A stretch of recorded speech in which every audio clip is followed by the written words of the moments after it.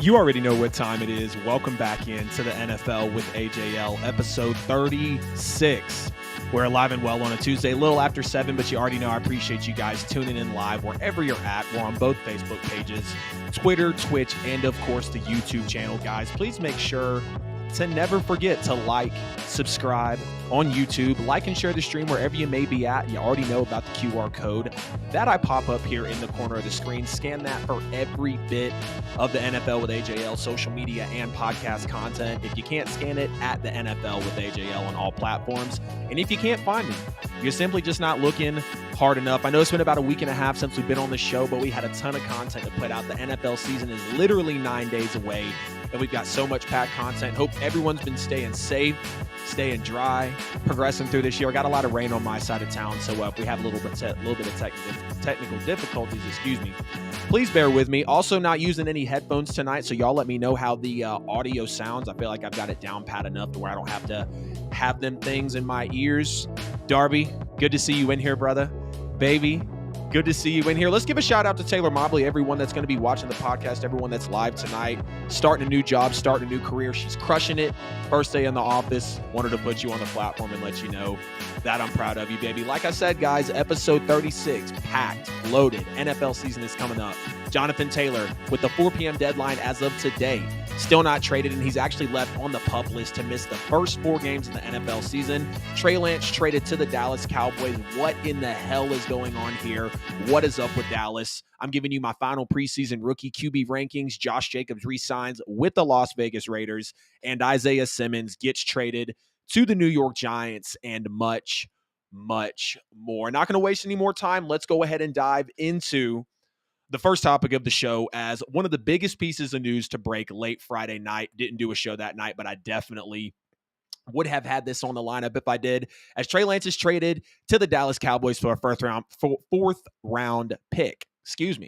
Trey Lance was traded to the Dallas Cowboys for a 4th round pick. And let's just go ahead and put the elephant in the room out there, right? We all know that this is now one of the worst NFL trades of all time, is now officially confirmed. And of course, just comes days after losing the QB2 job to Sam Darnold, 3 firsts and a third for just 4 total games, 4 starts, 55% completion, just over 1,000 total yards, 6 total touchdowns from Trey Lance, and 3 interceptions. Now, of course, we want to ask the question, why did Dallas, out of all teams, go for Trey Lance? And you heard me say a lot of this in my short form video I put out earlier right after this news broke. This is what Jerry Jones likes to do, right? Kind of steal the show, but also have some sort of meaning behind it. And I feel like I can actually see this meaning here for Jerry Jones and the Dallas Cowboys. And look, I told you guys, I've liked Trey Lance. We know he's talented, or at least we like to think he's talented despite the minimal experience. He's got all the chance to still have a bright future in this league. Realistically, he does. Even though he's a mystery, we've seen the flashes, whether it's the size, whether it's the arm strength, whether it's the potential speed, using his body to his advantage to be a big runner.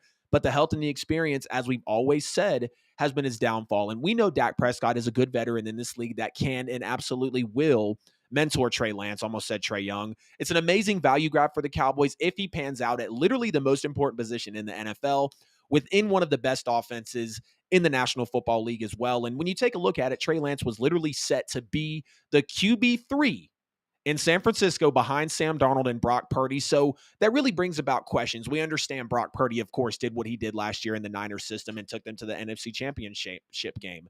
But Sam Darnold is beating him out for the QB2 job, and we'll get into this a little more. So realistically, with Darnold and Purdy, both beating him out for the 1 and 2 job, they would have had to melt in practice. Darnold or Purdy would have had to have been injured or just really start playing horribly in order for Trey Lance to actually get in and get a start. And this could have just led to another meaningless season in Trey Lance's third year. A guy that needs reps, he needs starts, he needs snaps. And, even when you look at this kind of just for a Cowboy standpoint on this as to why they did it before we get into the abomination kind of what the Niners are looking at here, Lance can still be used as possible leverage in the future when Dak Prescott decides to start negotiating at the end of this possible coming season, early next one. We know the extension and the contract is going to be up for him. He specifically has a no-tag clause inside of that contract, which means Dallas is going to pay him what he wants, which will easily be the biggest contract in NFL history because he's America's team's quarterback, because of the Dallas Cowboys, how they love to steal the show.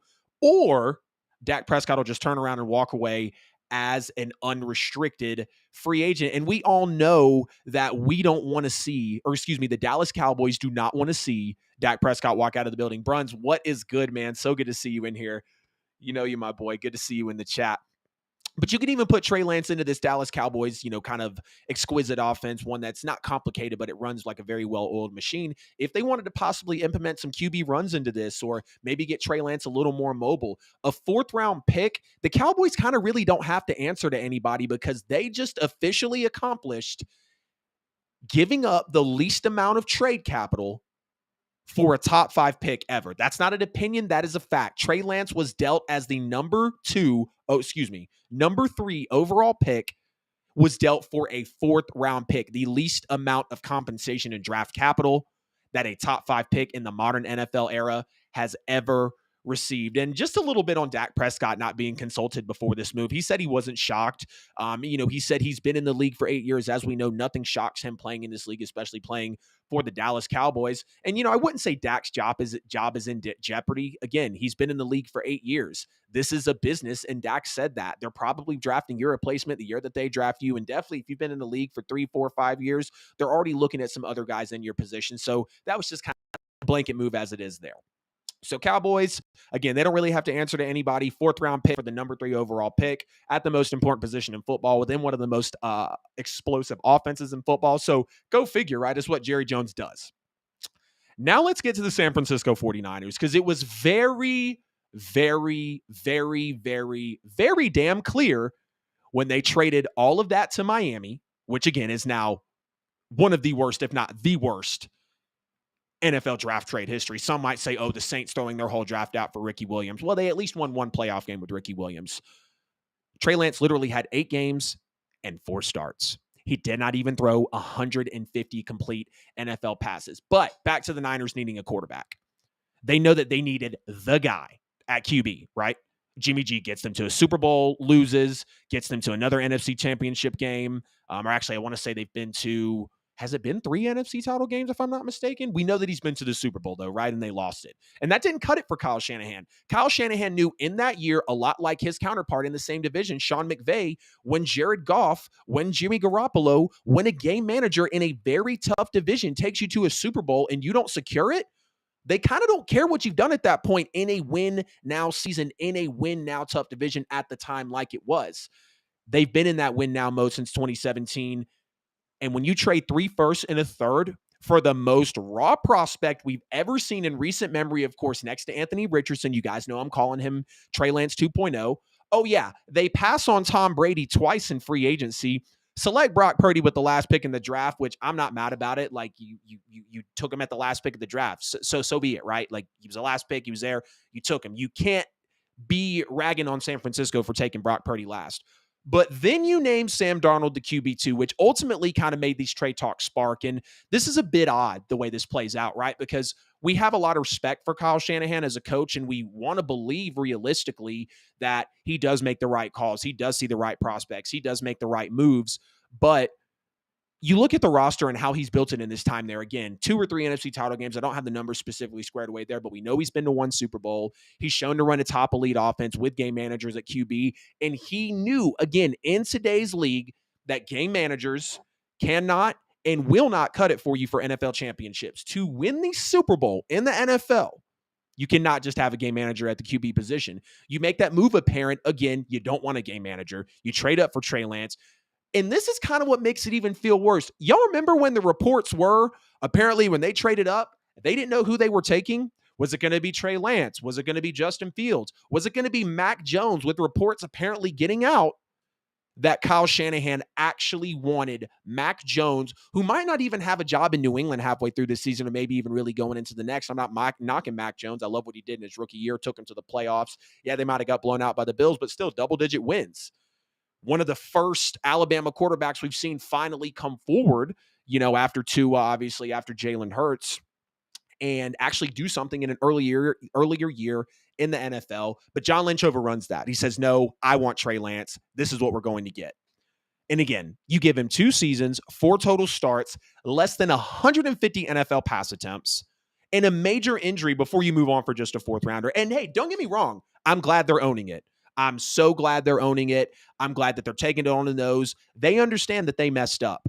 They understand that this is not something that they can necessarily take back. They did it. They're moving on from it, and I commend them for that. You have to be grown-ass men. You have to be adults in this league. The NFL literally stands not for long, and Trey Lance was not for long a San Francisco 49er. Again, the least amount of draft capital ever received for a top 5 draft pick. Oh, and they were open to shopping him 6 months ago, all while trusting a freshly, surgically repaired throwing arm of Brock Purdy, who was the last pick in the draft. And again, I'm not mad at you for taking him. I understand what Brock Purdy has done in his time there. I understand he got you to the NFC title game, and you might even went to the Super Bowl with him. We've heard about all those conversations, but let's stay here. Let's stay now. Where is the trust in Trey Lance, though? Because that's where you come in and you're like, okay, devil's advocate. We know Shanahan's a good coach. If Darnold won that QB2 job, okay, maybe chances are Trey Lance just really isn't ready yet. Maybe he really doesn't look that good, but he's healthy, like he said. He said he doesn't even think about his ankle when he's in practice. So Shanahan, I guess, is Darnold really beating out Trey Lance for this? Is that why Trey Lance was QB3 and now he's a Dallas Cowboy? Because he needs the reps. You gave him 8 games, 4 starts. Those picks turned into Tyreek Hill, Jalen Waddle, and Bradley Chubb. And all those guys are going to get paid. Maybe once again, well, we know Tyreek's leaving after his deal is up with Miami. But to know that it didn't really feel like there was a true chance for Trey Lance. And again, 6 months ago, they were shopping him. Back in April, it would have taken something very substantial to actually move Trey Lance out. So again, was Sam Darnold really better than Trey Lance in this moment? Sam Darnold has not been a good quarterback ever in the NFL. I don't care about the first 3 games against the Panthers. What happened after that? Did the Niners give Trey Lance enough time to develop? Why wouldn't you automatically make him QB2 since he's 100% healthy and he needs the damn reps? But it is what it is. Again, I commend Kyle Shanahan and John Lynch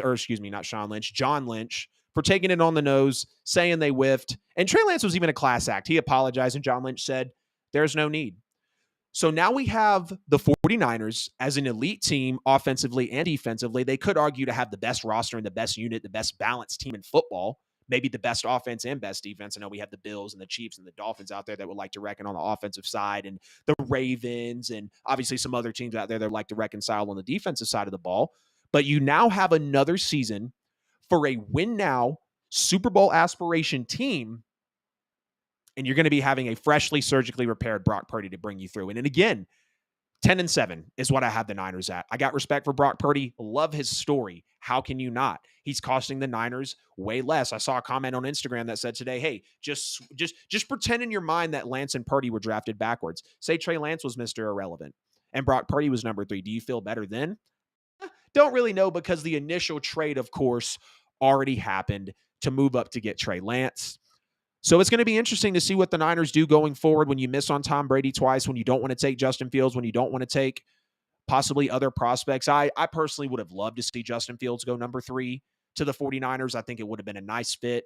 I understand the 5-20 record of Justin Fields now, but under the tutelage of Kyle Shanahan, you get him away from that Maggie and Matt Eberflus, and you put him under Kyle Shanahan. If you don't believe that Justin Fields would have turned out with possibly a better image now, and the Niners maybe even being in a better position had they drafted Justin Fields, I don't know what the hell to tell you. But y'all get in the comments, get in the chat, let me know what you guys think of all this that we had to unpack with Trey Lance. And then I legit was taking notes on this for probably about an hour and a half, 2 hours today. And I was just like, geez, like this is so much to unpack. What means what for each team, and realistically, just how are things going to play out, and how are things going to go forward. But moving onwards into another situation that is still big news in the NFL, as there is no trade for Jonathan Taylor. Not only do the Colts continue to shaft it to him and not pay their best offensive player, not pay the cornerstone of their franchise, they had now left him on the PUP list, physically unable to perform, and he will miss the first 4 games of the NFL season. Jonathan Taylor was allowed to seek a trade. No one traded for him. The Colts are leaving him on the PUP list, which is indicative that a deal might not be near. And Jonathan Taylor is essentially going to miss the entire month of September for the game of football in his young NFL career. And the Colts are just hilarious, right? Like, they literally want a first rounder or something equivalent to it for Jonathan Taylor. Keep in mind, CMC was traded for 4 picks last year when he went from the Panthers to the Niners, one of which was a second rounder. But the Colts are just absolutely hilarious to me. You don't pay the superstar of your team who's carried the offense. Your wins, your offense, your season literally tailors off, no pun intended, when Jonathan Taylor is not inside the offense. And that is very, very, very clear. But you want other teams to give up trade capital like he's a superstar, but you don't want to pay him like a superstar. And there's interest. We've heard it. There's interest. This is a little different. This is why I said Dalvin Cook situation, not exactly the same. Saquon situation, maybe you're a little more tedious about, but it's no question what Jonathan Taylor has done for the Indianapolis Colts. And since they gave him the helm in his sophomore season and about on the back half of his rookie year, that team has been amazing. And I understand he played hurt last year, and some people want to go out and say it's a really bold move for you to ask for a lot of money, or be in a contract year when you're injured. Well, guess what? There's interest. The teams that are willing to pay him are apparently willing to pay him the current market value. CMC's high is paid at $16 million, 16.01, I believe. Alvin Kamara's at second with $15 million. I forget he signed that big. I wonder if the when not if the Saints restructure that. And Jonathan Taylor wants at least $14 to $15 million a year, which I think is totally reasonable. Give him his money. I understand where the market is going, and it's kind of unfair for running backs because if NFL teams didn't create this cycle for them and have your Isaiah Pacheco's of the world and your James Robinsons of the world that come in and just absolutely blow it out the water, and that's no doubting them. That's no fault to them. They're just getting it out of the mud as an undrafted free agent or a 6th, 7th round pick as a running back. Like, it is what it is there. The Dolphins are the biggest reported team we hear out of this right now. The Miami Dolphins are possibly going to make a move. Apparently, they've had a rejected trade offer that they've given to the Indianapolis Colts. Apparently, the Dolphins haven't wanted to meet their asking price yet. As I always say in real estate, a price is only a suggestion of what should be paid for it. There's no reports of the actual second team, but we do know that there is another team in the mix as well trying to pull for Jonathan Taylor. So I feel like I kind of want to get into, I've already said the Colts are fucking stupid for not paying Jonathan Taylor. The Colts are being idiots. They're being morons. And realistically, I hope that Jonathan Taylor goes to a team. I hope he signs fresh out of that first 4 weeks of that, pup list, fiasco, and goes to the Ravens, goes to the Bills, goes to a team that can actually use him. And I hope he goes the hell off. I kind of even hope he can see the Colts later on in the year or maybe in the playoffs, because the way that the Colts are treating him, I've already said it many times before, Jim Irsay is becoming an owner that Jonathan Taylor doesn't like, a GM, however you want to look at it. And we just don't like to see this type of thing for Jonathan Taylor. You can feel how you want about him, but his production and what he's done for the Colts as their best player and the cornerstone of the franchise next to Anthony Richardson, it's absolutely undeniable. Absolutely undeniable. So where do I want to see Jonathan Taylor go? I need Buffalo to quit messing around, and I need Buffalo to make a call. I need the Buffalo Bills to get on the phone with the Indianapolis Colts, even if it's just a rental, even if it's just a 1-year deal. Get on the phone with them and sort something out. And I understand Josh Allen is great. He's done a lot for this team. I wouldn't say he's regressing, but the pressure is starting to become a little apparent that Josh Allen cannot do it by himself. And speaking of Josh Allen, I was going to talk about possibly Stephon Diggs tonight, but reports are he actually doesn't want to go anywhere. The GM shut that down. So they know that they need to keep that gel together.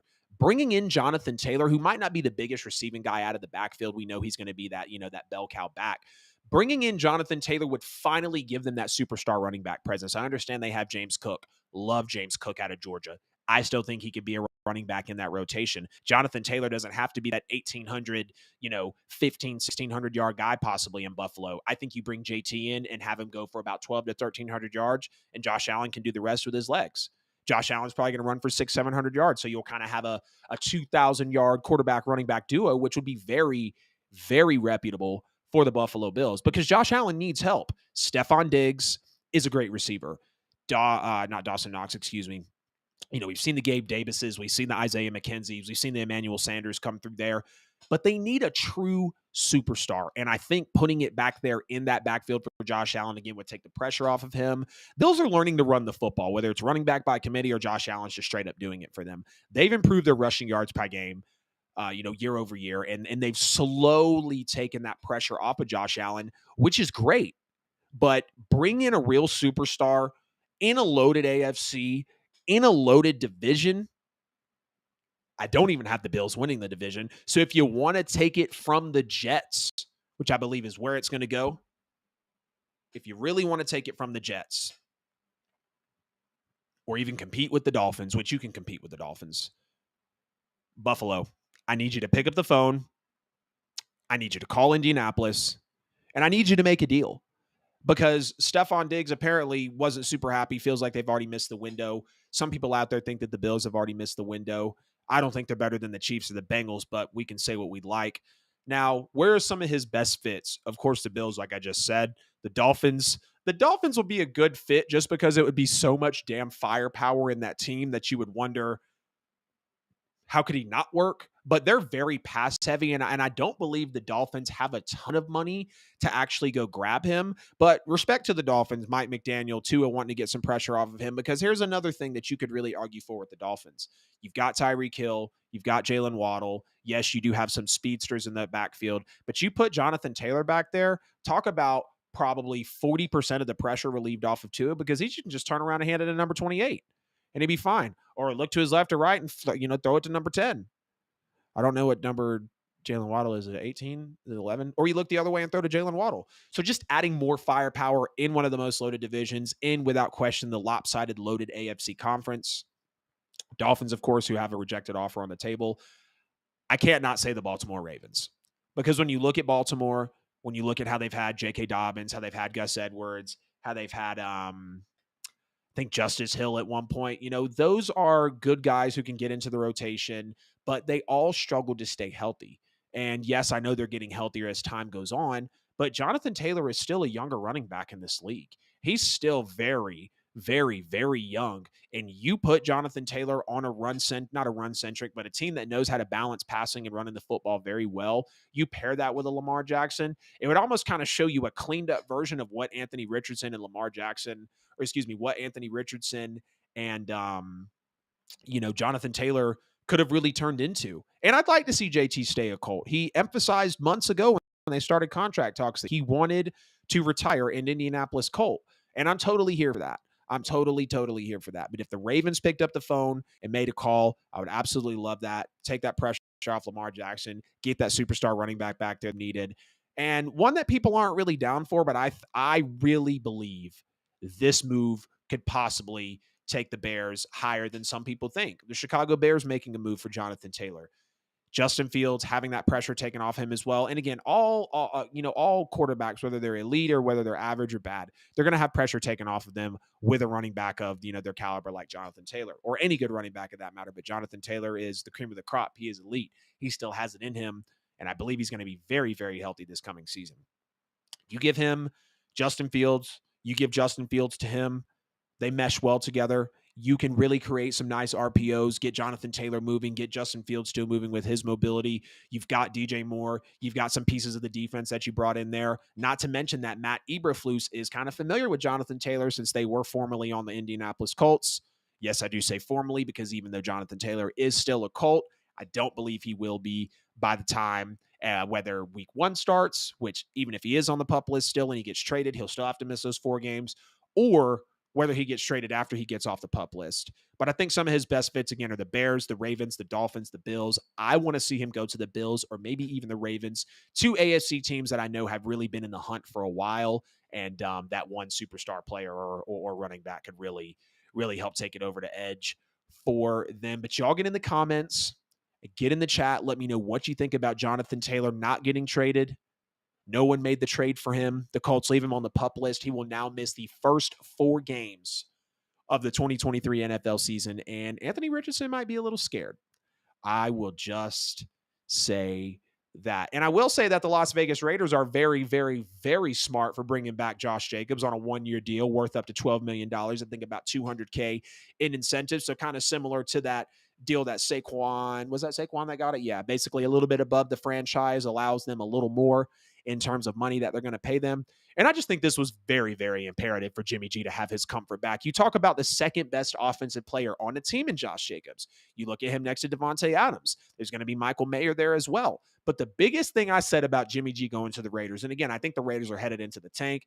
You got Josh McClown, Josh McDaniels, however you want to, call his name or look at him on the team. We saw the horrible coaching job he had last year. Derek Carr is out of town. Now with my New Orleans Saints, I really might be getting a Derek Carr shirt, not a jersey, a shirt.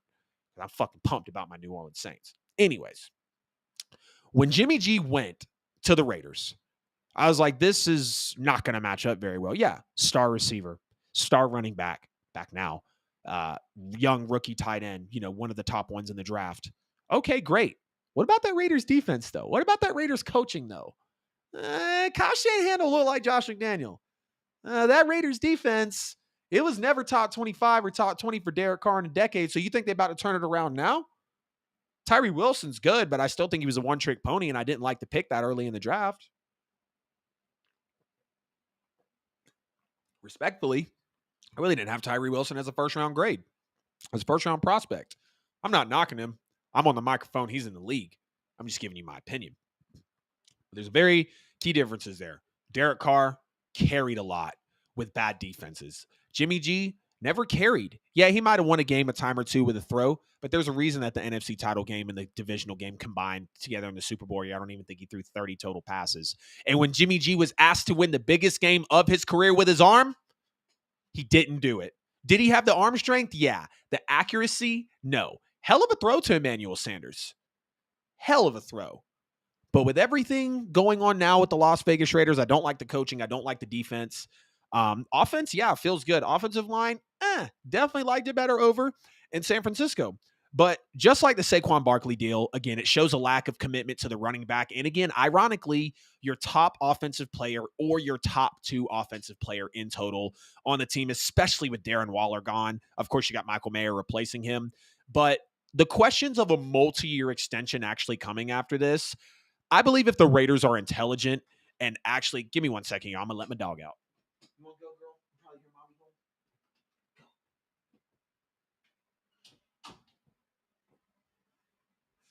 That's my puppers right there, y'all. That's Inca.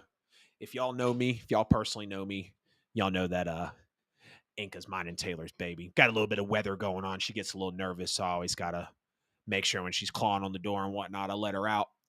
Don't want her to freak out now. But anyways, multi-year extension coming after this. If the Raiders were smart, they would. If the Raiders were smart, whether Jimmy G is long-term, whether they're in the Caleb Williams sweepstakes next year, whatever the case is, again, Josh Jacobs provided a lot for this team. Josh Jacobs was the league's leading rusher and was also with this team. Josh Jacobs looked great in a career year, next to a career year for Devontae Adams. If the Raiders are smart, they will get a multi-year extension done with this. And of course, the running back market might continue to decline. And I absolutely hate to hear that. I absolutely hate to see that. But when you're talking about a Josh Jacobs, that is a big part of your offense. When you're talking about a Dalvin Cook, which I could understand Alexander Mattison, Dalvin Cook kind of getting a little unhealthy for their liking over the last few years. I still think he's healthy. Running backs are going to get, beat up a little bit. Alexander Mattison was enough. Jonathan Taylor pulling the load of your offense. You got to have perspective. You got to have context. Just like we always talk about in life, right? What's the context? What's the situation? Can we apply the same standards to everything just because it sounds the same? Oh, just because the numbers in terms of his age, in terms of the games that he's missed for injury. And I'm, of course, kind of going on about the whole running back market now. But if the Raiders are smart, the Raiders will get a multi-year extension done. And if they don't, someone else will come in and pick him up, pay him good money. Josh Jacobs could then go to a Super Bowl competing team. And I could totally see that happening. But, the way McDaniels did or didn't have things rolling last year, whether it was coaching, whether it was the way the offense was, and now this cheap deal with the future pretty eluded for Josh Jacobs and the team, considering the running back market, It's got to make you pretty nervous because, again, what's Jimmy G going to be? And he was in a San Francisco system to where running back by committee could possibly work. We saw Tevin Coleman come over from the Falcons to the Niners and have an elite rushing season. We've seen the Raheem Mosterts. We've seen the Christian McCaffreys that get plugged in. We've seen the, is it Jeff Smith? Jeff something. I can't remember I can't remember his last name, but he was, not a high pick. And he was able to be that running back by committee. But it was the system that Jimmy G was in, because if Josh McDaniels wants to start a running back by committee thing, which I really don't trust, do we really trust Jimmy G to perform effectively in a system he's never been in? I don't. I don't like the defense. I don't like the offensive line. I don't like the coaching. Again, Derek Carr had to pull himself from the depths of the horrible defenses of the Raiders. I don't believe Jimmy will be able to do so because he's never dealt with it. Again, though, Josh Jacobs re-signing a one-year deal with the Raiders worth up to $12 million, about $200K in incentives. If the Raiders were smart, they were very smart for bringing him back. If they're smart, they'll bring him back with a multi-year extension. Y'all get in the chat, though. Get in the comments. Let me know what you think about this deal here. Y'all give me 1 second. I want to make sure everyone's okay. Are we good?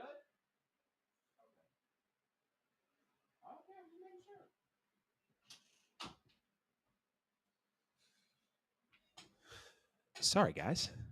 Sounded like someone fell. I can't just continue to do the show if I feel like something might be happening outside the doors. I got to go make sure the fam is okay. Got to go make sure the babe is okay. Got to go make sure the cats, the animals, mom, brother, if he was here. He's not here, though. But all right, guys. We're about to get into a break for episode 36 of the NFL with AJL. This has been episode 36 of the show. I appreciate everybody tuning in on a Tuesday evening live. You could have been anywhere else in the world listening to any other sports podcast out there, and you chose the NFL with AJL. You chose episode 36.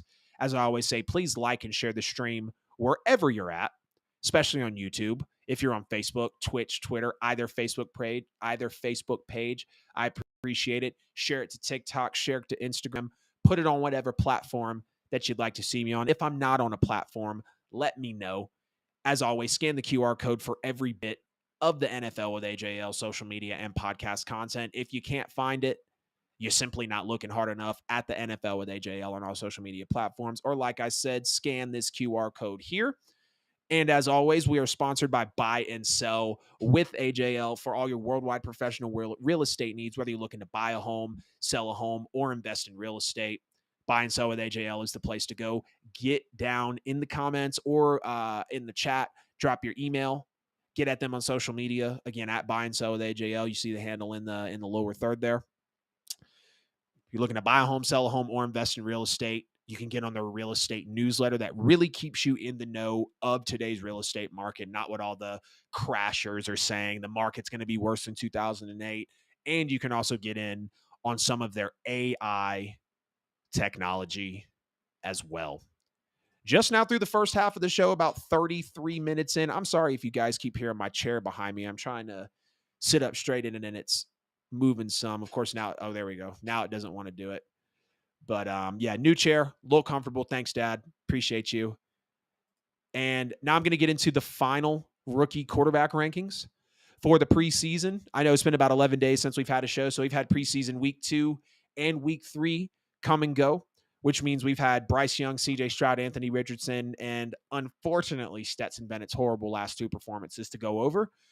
Will Levis only played in the first week of preseason. He did get his Mayo deal, so maybe that's why he thinks that he can continue to put Mayo in his coffee and he doesn't have to play the last 2 weeks of the preseason. I'm not absolutely sure.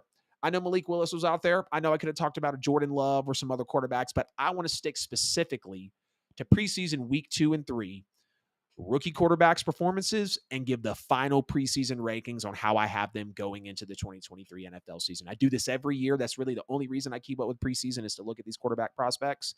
So CJ Stroud, here we go. Against the Dolphins, I loved the way he came out of the gates here. Much more exposure to the playbook, the rollouts, the mobility was shown. And he really started flashing why he was that second overall pick, showing us some of that mobility again, the footwork, how he can get out on the bootlegs. And I did notice he is quick to break his mechanics and footwork when he's got some pressure in his face, but I guess that's some quarterbacks, right? You can't be totally perfect when you have pressure in your face. I want to see him deal with that a little better, though, because I know he's capable. That's what made him my favorite quarterback in the draft. That's what got him drafted second overall. And really just his stature and his presence in the pocket is very solid, very calm. That tall stature for him. I think he's about 6'3". That's why I like him better than Bryce. He sees the pocket well. He sees the field well. He adjusts well. And he just delivers a very, very smooth football. New Orleans Saints, his performance. I love the beautiful shot to Nico Collins. I love that D'Amico Ryans was letting him air it out. But it was really just a better play by Alontae Taylor out as landed. And then you got to like the touch into his favorite targets like Nico Collins, got that smooth 7-step drop in delivery. So I've got no complaints really for how he played against the Dolphins and the Saints, considering it was week 2 and week 3 of the preseason. I'd say my biggest takeaway or takeaways from CJ Stroud's, 3 preseason games is he is flashing why he's the number 2 overall pick. The stature looks great. The arm looks good. He did have some overthrows. He did have some sails, but we saw that from a good bit of the rookies in the preseason. And like we do every year, your time to mess up and to have those overthrows and sails is in the preseason because we don't want to see that from you in the regular season, especially a guy like me, man. You're my favorite quarterback in the draft, CJ, and I think you're going to do great, great stuff with the Houston Texans. Biggest takeaway from him, though, is he handles the pocket well. He still moves well. His mobility is good.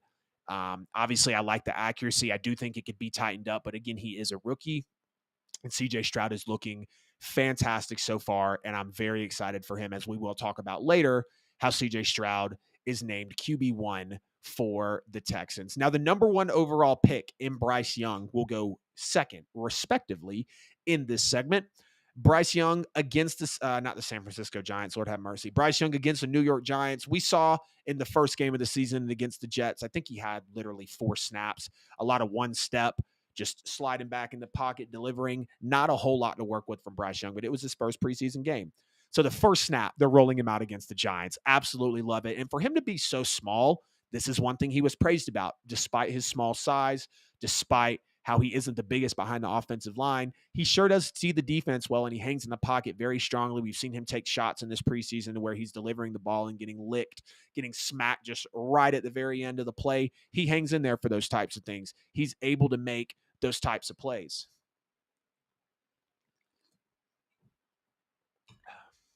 So when you see Bryce Young handling these types of plays, having the smaller stature, and knowing that that was a knock from some people with him coming into the draft is very impressive. You like to see him deal with the pocket well because you don't want it to be another Kyler Murray type of thing, or maybe with a little bit of the injury, not bug, but some of the injuries that, we've seen Russell Wilson put up with just from being in that smaller stature. We saw Drew Brees in the last couple of seasons in the NFL, really his stature not faring well for him. Hey, quit. Crazy.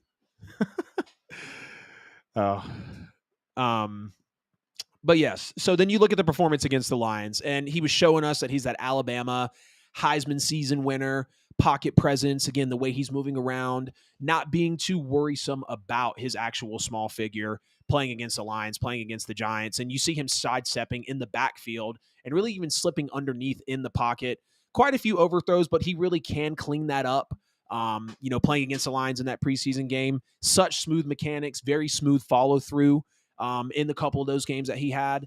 And even though he did have the easy release, the touchdown pass to Adam Thielen that highlighted a little bit of everything from Bryce Young's game, there was still some room for improvement. I don't think a whole lot of room for improvement as it was compared to CJ Stroud, because Bryce did feel more accurate. Bryce did feel about as calm, or maybe just a tad bit more calm. Of course, maybe we're giving him some bias being that number 1 overall pick. But again, against the Jets, not a whole lot. Against the Giants, we definitely saw some more. And then against the Lions, again, showing us that real Alabama Heisman winning season pocket presence, being able to slip underneath those defenders, maneuver around in the pocket. You like to see that. That's what Bryce Young was praised for. He showed us that he's got some arm strength. He showed us that he can move around. And I like the bootlegs. I like the mobility that Frank Reich really gave him the confidence to do, because we know that what Bryce Young is capable of. So big takeaways, similar to CJ Stroud. I like the pocket presence. I like how he can be slippery. I like how his timing and his hesitation is better than CJ Stroud's in that aspect. And overall, I'm just going to want him to stay healthy and really make sure that the size he carries in the NFL is going to be one that definitely can benefit him. On to Anthony Richardson, as he only played against the Eagles and did not play in his preseason finale, or the Colts preseason finale, rather. Got to love the deep shot to Alec Pierce, even though it was incomplete. And I like how he's selling the play action better. You looked at some of the earlier play action plays that he had with the Indianapolis Colts, and he was just kind of putting the ball there and then jerking it back real quick. He wasn't actually letting the fake go through Evan Hull at the running back, or, I believe Deion Jackson might be that next running back there. But we knew we had the running aspect to his game. That's the biggest thing, and that was most definitely on display. Dealing with the pocket fairly well. He's a little jittery back there, so his footwork does need some work. I like the nice throw on 2nd and 4 over the middle to number 84. I believe that was the tight end. And as a rookie, I do feel like he is looking for those big plays instead of taking what the defense is giving him at times. But we have seen rookies do that as well. That's just something that they have to learn. That's something that kind of has to be coached out of them, to say the least. But again, I like what Anthony Richardson is showing us. I want him to take what the defense has given him more at times, and the inaccuracy is showing. And both Buffalo and Philly picked up on the fact that they picked up on the fact on how he perceived blitz. Definitely rattles him. We saw him throw the pick against Buffalo where he didn't even complete the play action, started with the footwork, and then threw off balance for the nasty interception. We saw him pressure them a couple times with Buffalo and throw off balance, and the same thing with Philadelphia as well. And then we unfortunately have to go on into Stetson Bennett. And I am so incredibly disappointed with the way Stetson Bennett played. After really looking like the best after week 1, really because of large sample size, Stetson Bennett did all but melt in his last 2 preseason games. And I hate to go over it, but we got to keep it honest, hold him accountable, and we want to see him do better as that back-to-back national championship winner out of the Georgia Bulldogs program. So against the Las Vegas Raiders, the pick 6 was very, very, very ugly, of course. Now, the option play was nice on the touchdown scramble. I do give him credit for that. And the pass over the middle to Davis Allen, that really felt like vintage Stetson Bennett, just hanging in the pocket, delivering a strike to the middle of the field with a little bit of tight coverage. Not a whole lot that we necessarily saw out of Stetson Bennett in that Raiders game. And I will say it was hard for me to find all of his snaps, to find all of his plays. I don't have a plug or a source yet to get all of these, bird's eye shots of every NFL play. I really don't, but I had to go through the highlights and through what Stetson Bennett actually wanted, or not through what Stetson Bennett actually wanted, through what the NFL and the Rams and other teams actually put out there for the Stetson Bennett highlights. And against the Broncos, it was a 41-0 loss.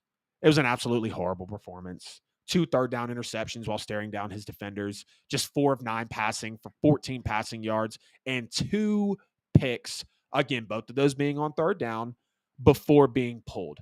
And the fans are absolutely flipping out, right? They're saying he wasn't worth the pick. Of course, he had 2 touchdowns to 3 interceptions. He had at least 4 interceptions dropped in the preseason. And I hate to see this for Stetson Bennett, because I was talking about it as I went through the week 1 of preseason rookie quarterbacks. Is Sean McVay let Stetson Bennett sling it. He let Stetson Bennett let it fly versus Anthony Richardson, who was obviously more raw than Stetson. And some people believe that Richardson was possibly better than Stetson. With the newer coach, let him fly loose too. Frank White with Bryce Young, very minimal.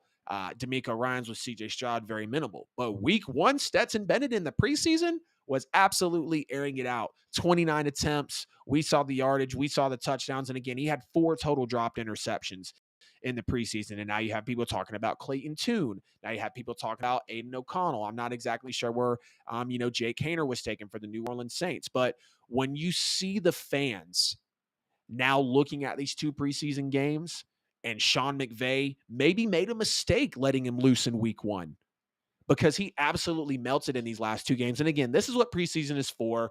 This is why these guys play. I still believe he'll be able to be on the roster as that backup to Matthew Stafford, but it was very, very concerning staring at his players, all the drop picks, not necessarily going through his motions or mechanics the best. And I guess this is why he was a later pick, right? He did win back-to-back chips at Georgia. He did step up big in the games that he needed to. He did step up big in week 1. But when you look at the last 2 preseason games, it makes you nervous. It makes you very, very nervous, and I can totally understand why fans aren't happy about this. So let's give my final quarterback preseason rankings as we go into week 1, which is just 9 days away from the 2023 NFL season. At number 4, Stetson Bennett. Clearly, the way he played over the last 2 weeks put him in this bottom spot. He did have the best week 1 performance, or at least the biggest sample size out of all these people that we saw, but he did fall to the bottom. Heck, I would have even liked to see Will Levis play some more, but again, gets the Mayo deal. Maybe he feels like he doesn't have to play in the preseason. That's okay. At number 3, give me Anthony Richardson. I liked what I saw from Anthony Richardson in 2 preseason games. I liked the big throw that was dropped, unfortunately, by Alec Pierce. You love the deep shot again to Alec Pierce in the Eagles game. He's going to be a lot of fun to watch play. We know he's got the arm. He can play great. Of course, he can play bad. The accuracy needs to be worked on. We know the true rushing ability that he has, and he really runs like a Josh Allen or a Cam Newton. That's going to be very special to watch. I'm excited to watch Shane Steichen now go from a Justin Herbert to a Jalen Hurts and really be able to have that toolage and mesh with Anthony Richardson. Y'all give me 1 second.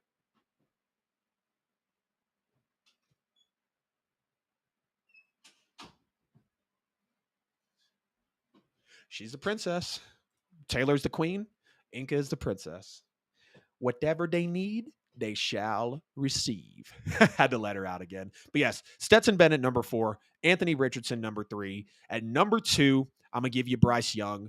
And Bryce Young, obviously that puts CJ Stroud at number 1. Bryce Young and CJ Stroud played very comparably. I like the size better from CJ. Both of the arms can feel comparable. The accuracy can feel comparable. The pocket presence is pretty comparable. But when CJ Stroud's got weight and height on you, yeah, he might not be in the better coach. Yeah, he might not be in the better culture, the better offense, the better system. And I even say the offenses are comparable too. But CJ Stroud taking this number 1 spot, it's the reason he was my favorite quarterback coming into the draft. Again, I love the size. I love the way he can be mobile. I love the way he can manipulate the pocket, take the deep shots. And the same thing for Bryce Young as well. They are virtually almost the same player in my eyes. One's just smaller in Bryce Young and a little more mobile in Bryce Young. But CJ Stroud can break out the moves as well.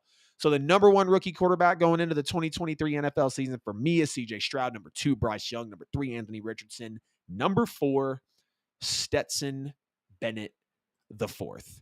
And speaking of CJ Stroud, he was officially named the starter for the Houston Texans, which this is no surprise, right? This is, again, why he was the number 2 pick in the NFL draft. This is the reason why I like CJ Stroud, or, there were reasons why, of course, why I like CJ Stroud as my favorite quarterback in the draft.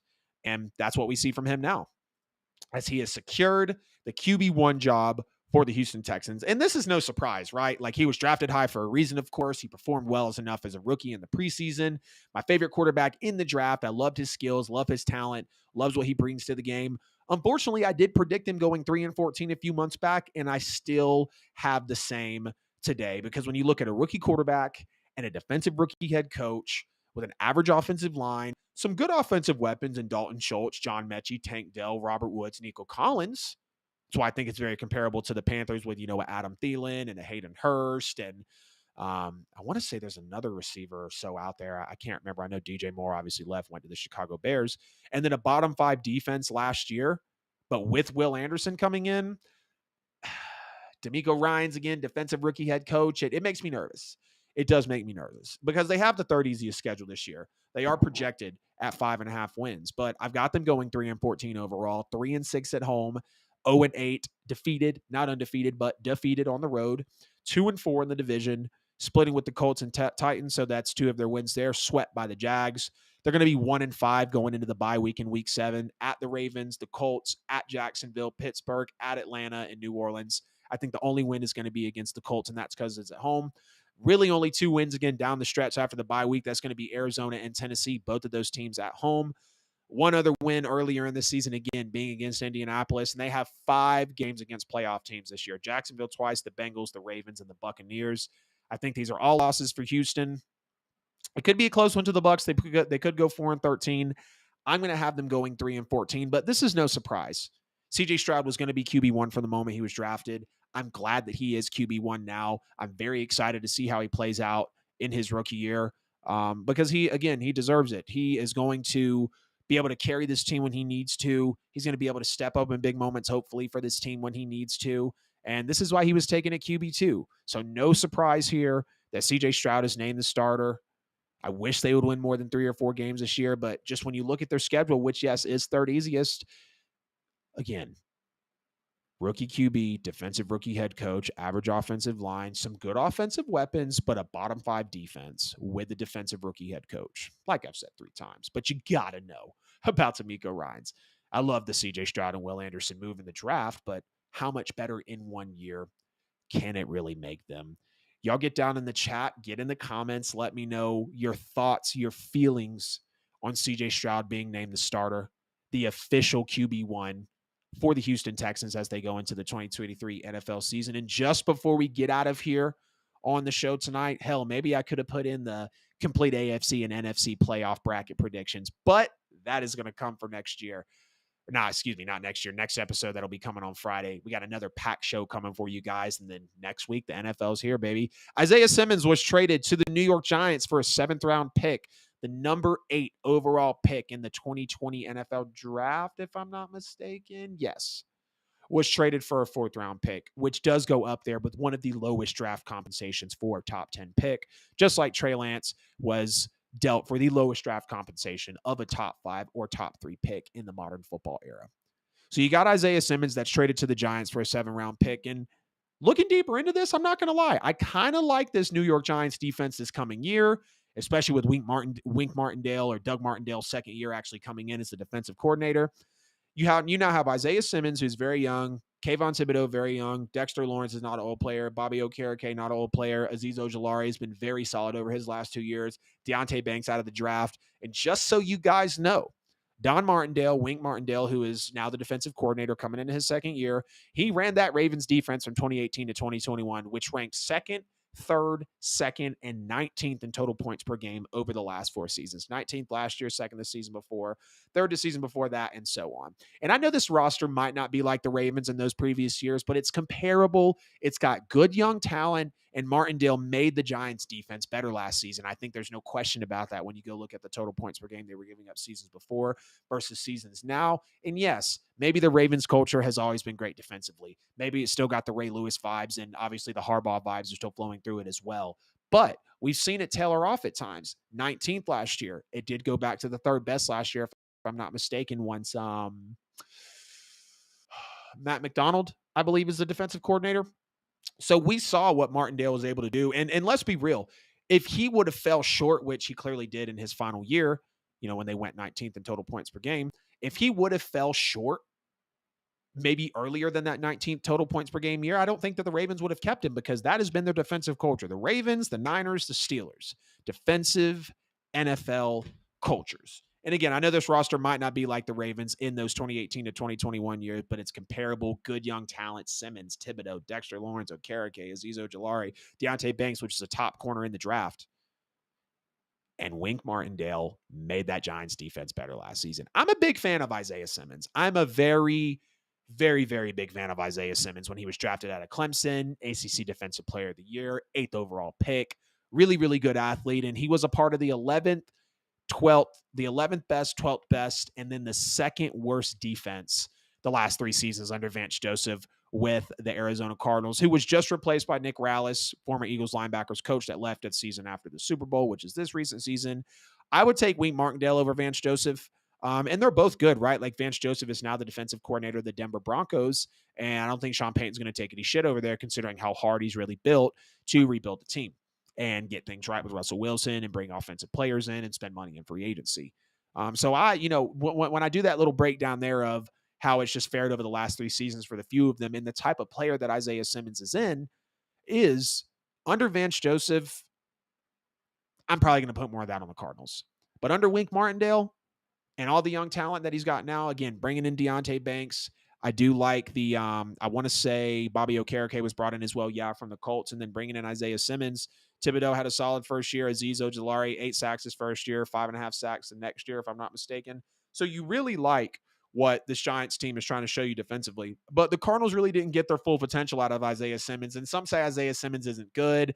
I just like to say he hasn't hit his stride really with the right coach yet and as a player. Because if you look, Arizona actually tried using him as an off-ball linebacker, and then he struggled at what he was claimed to be good at, stopping the run, pass coverage. So they move into deep safety, and they didn't like how he performed there, and he didn't perform how they wanted there. But he did receive his best PFF overall grade at just under 70 for that season, and he also graded out at 85.5 pass rushing grade. The big reason this turns me on, for the reason of Isaiah Simmons, sorry guys, going to the New York Giants, is New York apparently loves how positionless and versatile he can be. He ran a sub 4.4 in the NFL Combine. We're talking about a 4.39 for the former ACC Defensive Player of the Year that stood next to AJ Terrell, who is now one of the top corners in the league with the Atlanta Falcons. Young player. And I like how Isaiah Simmons as well can be positionless. If he wanted to drop back to safety, he could. Maybe that's not what they want to do, but if he wants to float around that linebacker position, then he could. Maybe kind of a Jamal Adams type of thing. I'd like to believe that he'll turn out hopefully to be a better player than that. But the plan is for Isaiah Simmons to serve as a hybrid linebacker on passing downs, focusing on dropping back in coverage and blitzing the quarterback, which I think would be great for him. Again, 85.5 pass rushing grade. You bring that over to the New York Giants in a sneaky competitive division in the NFC East. I'm totally here for it. Because, again, Isaiah Simmons, one of my favorite defensive players in the league. I want to say he had that specific jump and flip with the pick six on Andy Dalton when my Saints played the Cardinals last year, and we threw 2 pick sixes. Why am I doing this to myself?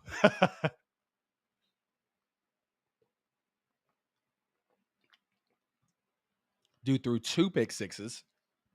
2 at the end of the half. And I believe one of those went to Isaiah Simmons. So, again, I am excited about the Isaiah Simmons trade to the Giants. 7th-round pick, pretty damn disrespectful. I don't know if they play each other this year, but if so, I'd like to see Isaiah Simmons get some revenge. And ultimately, I'd like to see this Giants defense take another step under Don Martindale's leadership, under all that young talent. I mean, they have a decent squad, and I'm really fans of Simmons, Thibodeau, Dexter Lawrence, and Azeez Ojulari. Then you just bring in the fact that Deonte Banks was a boss out of Maryland in this draft. You absolutely love that for them. And again, the Giants playing in a sneaky competitive division. Brian Daboll coming over, doing a lot of work. Now you've got Wink Martindale in there, who again had that tenure with the Ravens. I am definitely a fan. And again, when I first saw the trade happen, I was like, damn, for a 7th-round pick. But when you look into what they saw, what the Cardinals, who might be getting Caleb Williams and maybe even Marvin Harrison Jr. next year, I hope not, just for the sake of Kyler Murray, they ship him out. And, some people are even saying that this is a really, really, really smart move for the Cardinals to do, because it kind of shows that they're blowing it up. I think there was trade talks about Budda Baker. Apparently Kyler Murray's going to sit on the shelf all year, even though he's going to be good to come back at some point. So it's going to be interesting to see how things play out for the Cardinals over the years. Again, I love the Isaiah Simmons to the Giants trade. That was episode 36 of the NFL with AJL. Let's go ahead and get out of here.